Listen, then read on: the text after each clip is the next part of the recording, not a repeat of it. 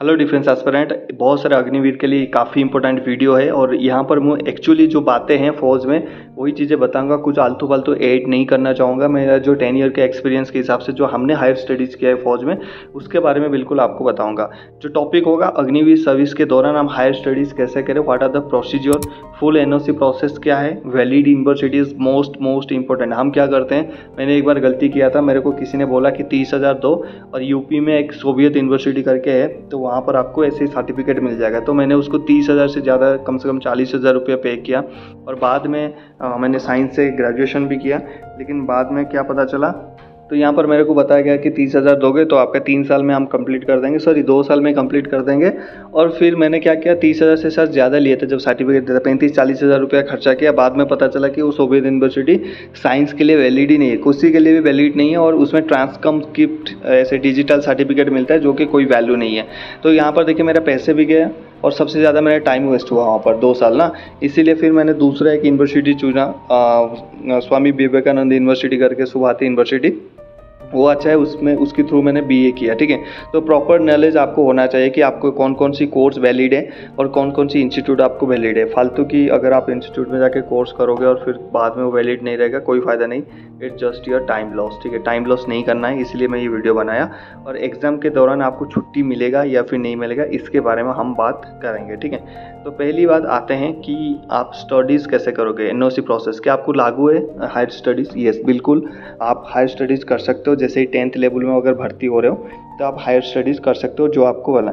यहाँ पर मैं एक चीज़ बताना चाहूँगा, जब आप 10th में भर्ती होते हैं, जब आप 4 साल करके बाहर जाते हो तो गवर्नमेंट आपको 12th सर्टिफिकेट देता है। लेकिन रियलिटी में मैं आपको बताता हूँ, जो संस्था आपको लेगा, आपकी जो ये गवर्नमेंट दे रहा है जो 12th का सर्टिफिकेट, और जो आप करोगे यूनिवर्सिटी से 12th का सर्टिफिकेट, ज़्यादा वैलिड आपकी 12th का सर्टिफिकेट जो आप यूनिवर्सिटी से करोगे वो वैलिड रहेगा। ये एक्चुअली रियलिटी है, कोई नहीं बताएगा आपको। ठीक है, सब बोलेंगे कि गवर्नमेंट दे रहा है आपको, हम हायर एजुकेशन करवा रहे हैं, ये सर्टिफिकेट वैलिड है। भाई बहुत कुछ इंस्टीट्यूट है, वो देखता है कि किस इंस्टीट्यूट से बंदे ने किया है।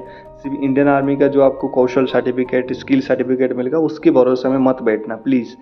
ठीक है, इसीलिए क्या करना, आपने खुद से आपने हायर स्टडीज़ कर लेना।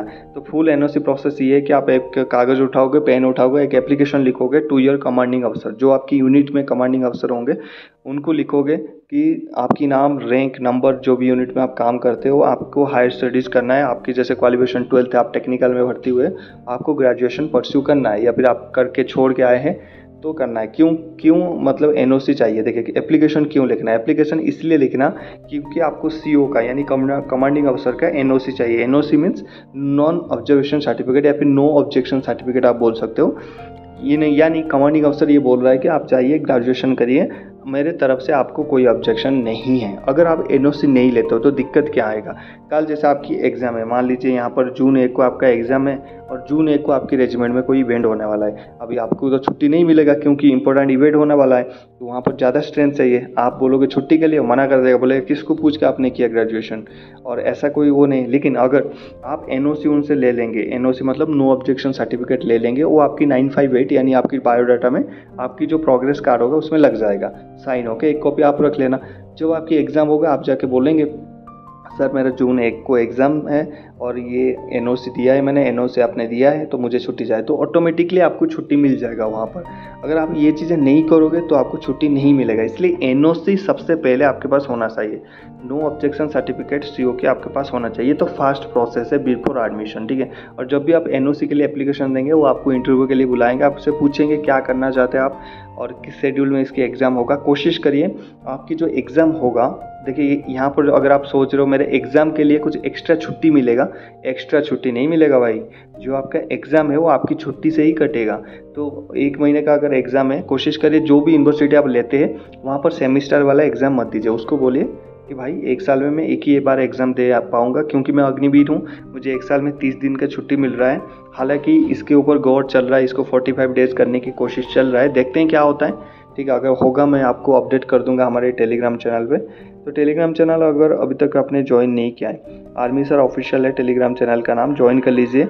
और अगर आप चाहते हैं कि हमारे साथ तैयार करने के लिए हम आपको डिसिप्लिन्ड और वेल मैनर से आपको तैयार करते हैं मेंटरशिप प्रोग्राम के थ्रू, अगर वहाँ पर ज्वाइन करना चाहते हैं तो कमेंट कर सकते हैं, हमारी टीम आपको संपर्क करेगा। चलिए वीडियो को लाइक कर दीजिए, आगे बढ़ते हैं। तो वहाँ पर क्या होगा, आपका बेसिक चीज़ें यही है, प्लान ऐसे करना और इंस्टीट्यूट ऐसे चुनना कि आपका उसके बीच में आपकी एग्ज़ाम आ जाए। अगर आपके मान लीजिए जनवरी में आपने 30 दिन छुट्टी काट ली और आपकी एग्ज़ाम मार्च में है 30 दिन, तो आपको वहाँ पर छुट्टी नहीं मिलेगा। अगर एनओसी भी आपको दिया होगा तब भी नहीं छुट्टी मिलेगा। क्यों नहीं मिलेगा? क्योंकि ऑलरेडी आपने जो लीव है वो आपने अवेल्ड करवा लिया है, 30 दिन आपने अवेल्ड कर लिया है। आपको एडवांस ऑफ एनुअल लीव मिल सकता है, लेकिन वो काफ़ी डिफ़िकल्ट है। बंदा 1 साल का एडवांस ऑफ लीव काफ़ी मुश्किल होता है। अगर आप एडवांस ऑफ एनुअल लीव लेते हैं, मतलब अगले साल का छुट्टी इस साल में लेते हैं, फिर अगले साल कैसे छुट्टी जाएंगे? पूरे साल थोड़ी ना ऐसे रहेंगे, तो इसीलिए दिक्कत आएगा। इसीलिए प्लान करना, अगर आप अग्निवीर में सही में जाना चाहते हो तो प्लान करना। जैसे मार्च में है क्या है, तो मार्च में छुट्टी आप अप्लाई करिए और एनओसी बोलिए ये मेरा एनओसी है। मैंने जब आपको एप्लीकेशन दिया था आपने मुझे एनओसी दिया था, मुझे मार्च 1 से लेके 15 तक या 30 तक मेरे को छुट्टी चाहिए, मेरे एग्ज़ाम है, ठीक है। तो इसके बीच में आपको एनओसी भी लेना है और उसके बीच में आपको छुट्टी मिल जाएगा। छुट्टी ऐसे प्लान करना है। देखिए ये बात है आपको कोई नहीं बता सकता, जो बंदा वहाँ पर है जिन्होंने एक्सपीरियंस किया वही आपको शेयर कर सकता है। इसलिए मैं आपको ओरिजिनल चीज़ें शेयर कर रहा हूँ, ये आपको काम देगा आगे जाके, ठीक है। अगर आपके कोई दोस्त होंगे उनके साथ पक्का शेयर करिएगा ये चीज़ें ना, ताकि उनको पता चले। छुट्टी भी उनको इसी हिसाब से प्लान करना है, समझ गए। अब आते हैं, पहले प्रोसेस आपका एनओसी ले लिया सीओ से, और दूसरा आपने अभी university, valid university and valid course. देखिए साइंस का जो कोर्स है ना, साइंस मत लेना, क्योंकि साइंस का जो कोर्स है अभी डिस्टेंस वाइज आप मान्यता नहीं है। आप बोलोगे सर डिस्टेंस मतलब, डिस्टेंस और रेगुलर 2 कोर्सेज होता है। डिस्टेंस कोर्स मतलब आप जॉब में होगे तो आप रेगुलर कोर्स नहीं कर सकते। अगर आप करते हो तो आप बाद में पनिशमेंट के हकदार हो, आप पकड़े जाने पर जेल जाओगे। क्यों जेल जाओगे? सिंपली क्वेश्चन है, जहाँ पर भी जॉब करोगे वो यही पूछेगा, भाई तू अगर 2024 में इंडियन आर्मी में अग्निवीर के जैसा काम कर रहा था तो रेगुलर में कैसे तू भर्ती हो गया? रेगुलर में तू बीए या फिर बीएससी बीकॉम कैसे पास किया? रेगुलर में एटलीस्ट आज की डेट में 70% आपकी चाहिए अटेंडेंस। जब तू वहाँ पर फौज में 11 महीना काम किया तो 70% अटेंडेंस कैसे हो गया? वहीं पर आप फंस जाओगे। कभी भी ये गलती नहीं कर देना, आर्मी में अग्निवीर में हो या फिर परमानेंट में हो, कभी भी ये गलती नहीं करना कि आप रेगुलर कोर्स में जा रहे हो। रेगुलर कोर्स कभी नहीं करना, फंस जाओगे। कोर्स करना है डिस्टेंस से। डिस्टेंस मतलब आप एक जगह थे, आप इंडियन आर्मी में उस टाइम सर्विस, और डिस्टेंस पे आजकल बहुत सारी यूनिवर्सिटी हैं जो, और मतलब क्या वो बोलते हैं, आपकी डिस्टेंस कोर्स करवाते हैं और उनकी जो एग्ज़ाम है ऑनलाइन। मैंने हाल फिलहाल ही में ऑनलाइन एग्ज़ाम दिया सुवात यूनिवर्सिटी से। अगर आपको उसकी थ्रू कोर्स करना है, ग्रेजुएशन कोर्स करना है, अग्निवीर में सर्विस कर रहे हो 10th 12th या फिर ग्रेजुएशन, आप नीचे कमेंट करिए, हमारी टीम आपको संपर्क कर लेगा। ये कोई प्रमोशन वीडियो नहीं है, जस्ट आपको हेल्प करने के लिए, ठीक है। तो वहाँ पर आप वैलिड यूनिवर्सिटी चूज़ कर लिया जो आपको पसंद लगता है, जो यूजीसी के अंडर अप्रूव्ड है। यहाँ पर गूगल में कोई भी यूनिवर्सिटी सर्च करोगे ना, वो यूजीसी के थ्रू अप्रूव्ड करेगा, लेकिन यूजीसी किसी एक साल से किसी एक साल तक अप्रूव करता है। हम क्या फंसते हैं, देखिए मैं सोवियत यूनिवर्सिटी में कैसे फंसा, उसका 2014 तक या फिर 2012 तक वैलिड था वो, उसके बाद वो वैलिड नहीं था। और मैंने किया कब? 2012 के बाद 2015 तक, तो मेरा वैलिड ही नहीं है वो सर्टिफिकेट। तो पैसे भी गया और टाइम भी गया। तो इसीलिए क्या करना, वो चेक कर लेना कब तक वैलिड है, अभी ये फिलहाल वैलिड है कि नहीं, चल रहा है कि नहीं, इसमें कोई स्कैम तो नहीं। चूज़ करने से पहले बहुत सारे चीज़ें देख के फिर वैलिड कोर्स, और वैलिड कोर्स तो सबसे बढ़िया बीए कर लो। बीकॉम करो या ना करो, बीए कर लो। बीएससी के चक्कर में मत पड़ना, बीए कर लेना और वैलिड यूनिवर्सिटी जैसे बताया आपको इसी हिसाब से चूज़ कर लेना, ठीक है। आपकी मैंने एनओसी बता दिया, उसके बाद आपकी वैलिड यूनिवर्सिटी बता दिया कैसे क्या चूज़ करना है, कोर्सेज बता दिया, BA BCom is best. BSc के चक्कर में नहीं पढ़ना, क्योंकि जो प्रैक्टिकल एक चीज़ें होता है ना साइंस में, वो चीज़ें फिर बाद में आता है कि आपको डिस्टेंस में आपने प्रैक्टिकल ही नहीं किया तो कैसे फिक्स किया उसको। इसीलिए बीए इज़ बेस्ट। जो सब्जेक्ट आपको आता है बीए में ले लेना, और ऐसा एक इंस्टीट्यूट चूज़ करना जहाँ पर ऑनलाइन एग्जाम्स हो, आप घर बैठ के यूनिट में बैठ के एग्जाम देख रहे हो सकता है। मान लीजिए आप, मैं क्यों बोल रहा हूँ ऑनलाइन एग्ज़ाम के लिए, मान लीजिए मैं एक बंदा हूँ, मेरा नाम मनोज है और मेरा एग्ज़ाम है जुलाई फर्स्ट को एग्ज़ाम है और अगस्त फर्स्ट में ख़त्म हो जाएगा। मैंने 30 दिन का इस साल का प्लान कर लिया कि भाई, मैंने बता दिया अपने सीनियर को, सर मेरा जुलाई और अगस्त 1 महीने का एग्ज़ाम है, मैं इसी के दौरान छुट्टी जाऊँगा। मैंने एनओसी लेकर रखा है। तो सीनियर ने बोला चल ठीक है तू जाएगा। अब खुदा ना खास्ता मार्च में क्या हो गया, मेरे घर में प्रॉब्लम आ गए, कोई भी फैमिली प्रॉब्लम आ गए, तो वहाँ पर मुझे छुट्टी चाहिए था। मैं इमरजेंसी छुट्टी गया 15 दिन, फिर मैंने बढ़ाया छुट्टी 15 दिन, 30 दिन तो मैं यहाँ खा गया।